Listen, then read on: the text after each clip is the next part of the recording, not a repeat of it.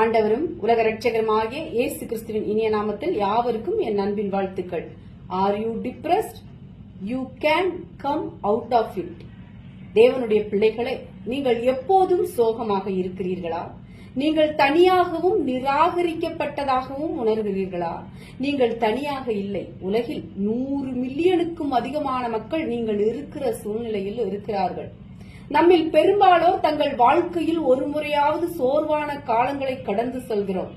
கடன், வேலை இழப்பு, விவாகரத்து, உறவு பிரச்சனைகள், நோய் அல்லது நாம் மிகவும் நேசிப்பவரின் இழப்பு போன்ற வாழ்க்கையை மாற்றும் அனுபவங்கள் காரணமாக நம் இதயங்கள் மன சோர்வடைகின்றன. இந்த சூழ்நிலையில் பலர் மன அழுத்தத்தின் டிப்ரெஷன் காலத்தை கடந்து செல்கிறார்கள்.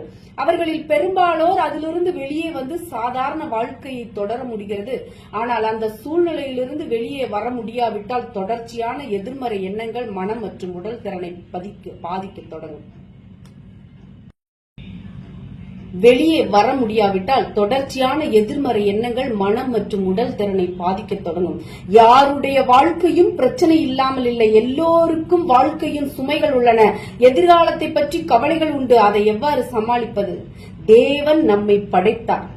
படைப்பாளரிடமிருந்து நாம் விலகி செல்லும் போது நம் நோக்கத்தை இழக்கிறோம். தேவன் நம்முடன் இல்லாத போது நம் வாழ்க்கை அதன் அர்த்தத்தை இழக்கிறது. எங்கள் வாழ்க்கையின் நோக்கத்தை கண்டுபிடிக்க மீண்டும் படைத்த தேவனிடம் செல்ல வேண்டும்.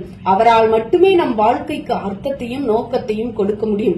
நீங்கள் சந்திக்கும் பிரச்சனைக்கு இப்போது தீர்வு இல்லை என்று நீங்கள் நினைக்கலாம். ஆனால் இயேசு உங்களுக்கான வழிகளை திறக்க முடியும். நாம் வேதத்தை படித்து இயேசுவோடு கூட ஜெபிக்கும் போது நம் வாழ்க்கையில் என்ன முடிவு எடுக்க வேண்டும் என்று அவர் கற்றுக் கொடுக்கிறார். நாம் என்ன செய்ய வேண்டும் என்று தேவன் விரும்புகிறார் என்பதை அறிய இது நமக்கு உதவுகிறது.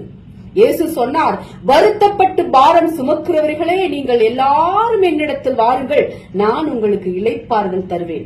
நாம் இயேசுவின் பிள்ளைகள். அவர் நம் வாழ்க்கையை அமைதியால் நிரப்ப விரும்புகிறார். நம்முடைய இருதயத்தின் காயப்பட்ட பகுதிகளை குணமாக்க இயேசு விரும்புகிறார். இன்று நாம் இயேசுவின் கரங்களை நோக்கி ஓட தயாரா? தம்முடைய பிள்ளைகள் தன்னிடம் திரும்புவதற்காக காத்திருக்கும் ஒரு தந்தையைப் போல நமக்காக இயேசு காத்திருக்கிறார். நாம் நம்முடைய பழைய தவறுகளுக்காக இயேசுவிடம் மன்னிப்பு கேட்டு அவருடைய பிள்ளையாக மாறலாம். தேவனை விசுவாசித்து வாழ்வது எளிதான காரியம் அல்ல. சூழ்நிலைகள் சாதகமாக இருக்காது. எப்போதும் கடவுளை எப்படி நம்புவது? கர்த்தர் நல்லவர் என்பதை ருசித்து பாருங்கள் என்று வேதம் சொல்லுகிறது. நாம் ஏதாவது ஒரு விதத்தில் இயேசுவை நம்ப கற்றுக்கொள்ள வேண்டும். அவரை சிறிய காரியங்களில் நம்ப கற்றுக்கொண்டு ருசிக்காவிட்டால் பெரிய காரியங்களில் நம்ப முடியாது. ஒரு உதாரணத்துக்கு, உங்களுக்கு சின்ன காய்ச்சல் அல்லது தலைவலி வரும்போது இயேசுவிடம் விசுவாசத்தோடு ஜெபிக்க ஆரம்பியுங்கள். அவர் உங்களோடு பேசுவார், உங்களுக்கு பதில் கொடுப்பார். உங்கள் விசுவாச பயணத்தின் முதல் படி அது. உங்கள் பயணத்தை இப்போதே தொடங்கலாம். நீங்கள் இருக்கும் இடத்திலேயே உங்கள் நிலைமையை பார்க்க வேண்டாம். உங்கள் சூழ்நிலையை விட பெரிய தேவனை பாருங்கள். தேவன் நிச்சயமாக உங்கள் கைகளை பிடித்து இப்போது நீங்கள் எதிர்கொள்ளும் கடினமான சூழ்நிலையில் இருந்து உங்களை மீட்க முடியும். நண்பர்களும் உறவினர்களும் நம்முடைய கடினமான நேரங்களில் அதிகமாக தேவைதான். நம்முடைய நண்பர்கள் மற்றும் உறவினர்களோடு உள்ள உறவுகள் ஒருபோதும் விட்டு போகக்கூடாது. ஒருவேளை நம்முடைய கடன் பிரச்சனையை நம்முடைய நண்பர்களோடு சொல்ல முடியாமல் போகலாம். ஆனால் அதற்காக நாம் அவர்களை பிரிந்து தனிமைப்படுத்தி வருத்தப்படுத்தக்கூடாது. அப்படி தனிமைப்படுத்துவதன் மூலம் நம்முடைய மன அழுத்தம் அதிகமாகும். நம் வாழ்க்கை ஆரோக்கியமாக இருக்க நம்முடைய உறவுகள் அத்தியாவசியம். தேவனுடைய பிள்ளைகளே, எதிரி நம் மனதை தாக்கும் முக்கிய வழிகளில் ஒன்று பயத்தை உருவாக்குவதே.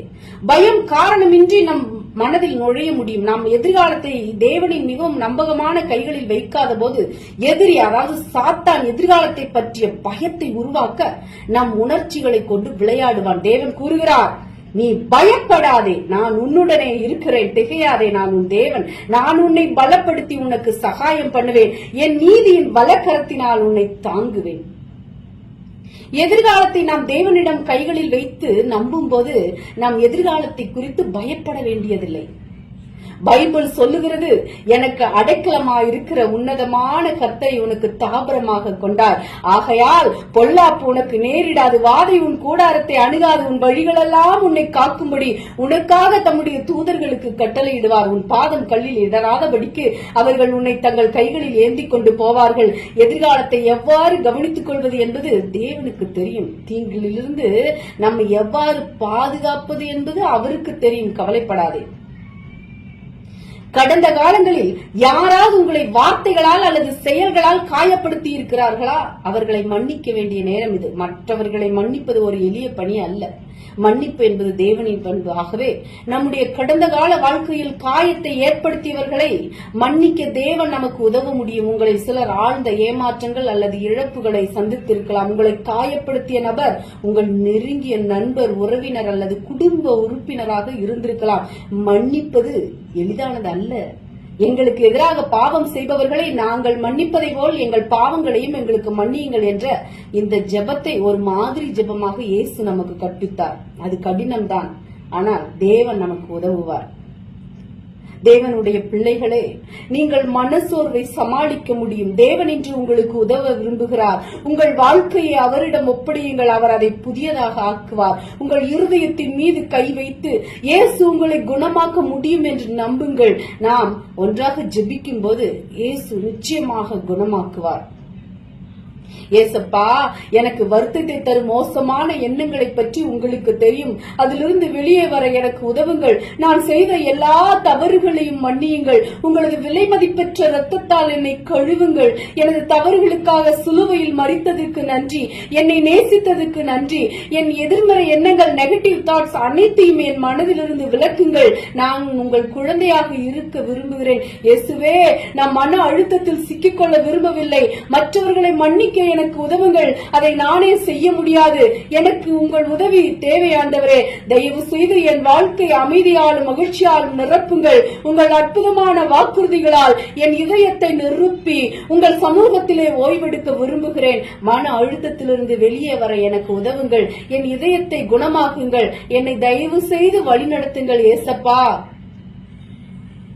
ஆமென். நாம் ஜெபிக்கும் போது தேவன் நிச்சயமாக நம்முடைய கடந்த கால தவறுகளை மன்னியுங்கள்.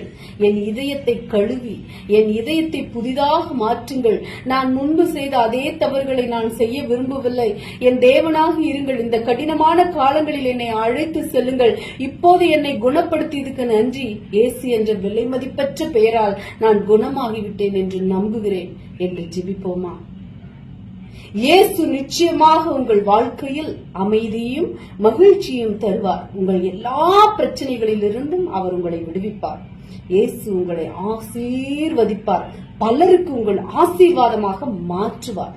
தேவன் தாமே இந்த வார்த்தைகளின் மூலம் உங்களை ஆசீர்வதிப்பாராக. நீங்கள் ஆசீர்வதிக்கப்பட்டவர்கள். அல்லேலூயா. Price God. ஆமென்.